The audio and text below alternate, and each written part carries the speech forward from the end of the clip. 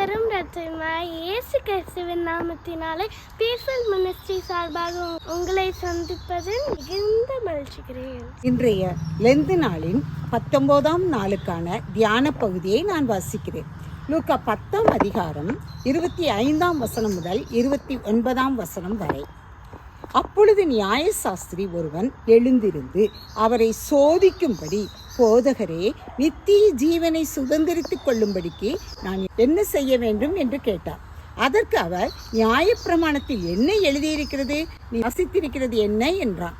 அவன் பிரதியுத்தரமாக, உன் தேவனாகிய கர்த்தரிடத்தில் உன் முழு இருதயத்தோடும், உன் முழு ஆத்துமாவோடும், உன் முழு பலத்தோடும், உன் முழு சிந்தையோடும் அன்பு கொண்டு உன்னிடத்தில் அன்பு கூறுவது போல பிறனிடத்திலும் அன்பு கூறுவாயாக என்று எழுதியிருக்கிறது என்றான். அவர் அவனை நோக்கி, நிதானமாய் உத்தரவு சொன்னாய், அப்படியே செய், அப்பொழுது பிழைப்பாய் என்றார். அவன் தன்னை நீதிமான் என்று காண்பிக்க மனதாய் இயேசுவை நோக்கி, எனக்கு பிறன் யார் என்று கேட்டான். ஒரு மனுஷன் ஆண்டவரிடத்துல நித்திய ஜீவனை பெற்றுக்கொள்வதற்கு நான் என்ன செய்யணும்னு ஆண்டவரை சோதிப்பதற்காக அவர்கிட்ட கேட்குறான். அப்போ ஆண்டவர் சொல்வார், நீ நியாயப்பிரமாணத்தை வாசிக்கலையா அப்படின்னு கேட்பார். அப்போ அவன் சொல்வான், நம் தேவனாகிய கர்த்தரிடத்துல உன் முழு இருதயத்தோடும், உன் முழு ஆத்மாவோடும், உன் முழு சிந்தையோடும் அன்பு கூறுவாயாகன்னு எழுதியிருக்குதுன்னு அப்படின்னு சொல்வான். அவர் சொல்வார், ஏன் செய்ய அப்படின்னு சொல்வார். அப்போ அவனை நல்லவனா காண்பிக்கிறதுக்காக ஆண்டவரிடத்துல, அப்போ எனக்கு பிறன் யார் அப்படின்னு கேள்வி கேட்பான். இப்போ ஆண்டவர் சொல்கிறாரு, உனக்கு பிறன் யார் என்று தெரிந்து கொள்ளணும், அவ்வளோதானே அப்படின்ட்டு ஒரு சம்பவத்தை சொல்வார். அதாவது எருசலேம்லேருந்து எரியோவுக்கு ஒரு மனுஷன் என்ன செய்கிறான், பிரயாணப்பட்டு போகிறான். அப்படி அவன் போகும் பொழுது கள்ளன் கையில் மாட்டிக்கிடுவான். ஒரு கள்ளன் என்ன செய்வான், அவனுடைய பொருட்களை திருடுவதற்காக வருவான். இந்த மனுஷனுடைய வஸ்திரத்தை எடுத்துக்கொள்கிறான், அவன்கிட்ட இருக்கிற விலையேந்த பொருட்களை எடுத்துக்கொள்கிறான். இப்போ எடுத்துக்கிட்டு அவனை அடித்து துன்புறுத்தி காயப்படுத்தி, அவன் உயிர் மட்டும் போகலை, அந்த மாதிரி அவனை காயப்படுத்தி விட்டு போயிருந்தான். இந்த சமயம் ஒரு லேவியன் அந்த இடத்துக்கு வர்றான். வரும்போது இப்படி ஒரு மனுஷன் குற்றியுமா கிடக்கிறத பார்த்துட்டு கண்டும் காணாமல் கடந்து சென்றுடுவான். அடுத்தபடியாக ஒரு ஆசாரியன் கடந்து வரான். அவனும் என்ன செய்கிறான், இப்படியே குற்றியிரும் கொலையுமா கிடக்கிற அந்த மனுஷனை பார்த்து அவனுக்கு உதவி செய்யாமல் என்ன செய்கிறான், கடந்து போயிருந்தான். மூன்றாவதாக ஒரு சமாரியன் அங்கே வரான். சமாரியன் வரவன் இப்படி குற்றியிரும் கொலையுமா கிடக்கிற அந்த மனுஷங்கிட்ட போகிறான். போகிறதோடு மாத்திரம் இல்லாமல் அவனை தூக்கி வைத்து பத்திரத்தில் கொண்டு போய் அவனை பராமரிக்க சொல்கிறான். அவன்கிட்ட 2 பணமும் கொடுக்குறான். கொடுத்ததோடு மாத்திரமில்ல, இன்னும் அதிகமாக செலவழித்தா நான் 4 உங்களுக்கு தாரேன், நீங்கள் எப்படியாவது அவனை என்னை பராமரித்து காப்பாற்றுங்க அப்படின்னு சொல்கிறான். இந்த சம்பவத்தில் ஆண்டவரை சொல்கிறாரு அந்த நியாயசாஸ்திரிட்ட, இந்த 3 யார் அவனுக்கு பிறன் அப்படின்னு கேட்பாரு. அப்போ அவன் சொல்கிறான், அவருக்கு உதவி செய்த அந்த சமாரியனே அவனுக்கு பிறன் அப்படின்னு சொல்கிறாரு. சொன்ன அந்த காரியத்தை கேட்டவன ஆண்டவர் சொல்கிறாரு, அப்போ மற்றவர்களிடத்தில் நீ அன்பு கூர்ந்து அவங்களுக்கு உதவி செய்வாயான், அதுக்கு உனக்கு பிறன் என்று ஆண்டவர் அவனுக்கு விளங்க செய்தார்.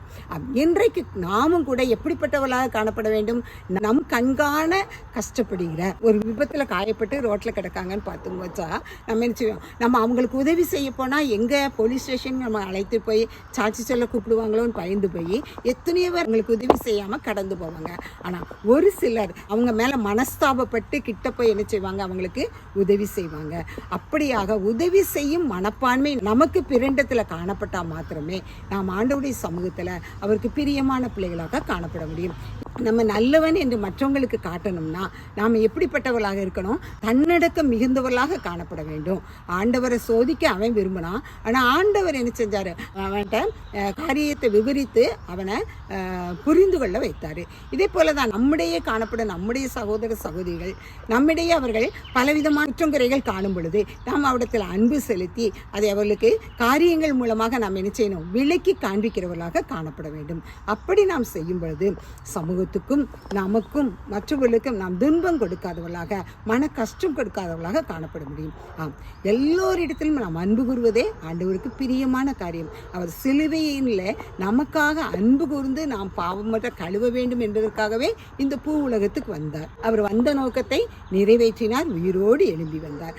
அவரை பின்பற்றுகிற நாமும் கூட மற்றவர்களோடு அன்பு செலுத்தி மற்றவர்களை காயப்படுத்தாத வண்ணம் ஆண்டவருக்கு பிரியமானவர்களாக நாம் வாழும் பொழுது ஆண்டவர் நமக்கு பூரண சமாதானத்தோடு நம்ம வாழ செய்வார். இப்படிப்பட்ட கிருபையை நாம் பெற்றுக்கொண்டவர்களாக வாழ நாம் நம்மை நாமே ஆயத்தப்படுத்துவோம். ஜெபம். எங்களை அளவில்லாமல் நேசிக்கிற அருமையான தகப்பனே, நன்றியோடு துதிக்கிறோம், சோஸ்தரிக்கிறோம், வணங்கிறோம்ப்பா.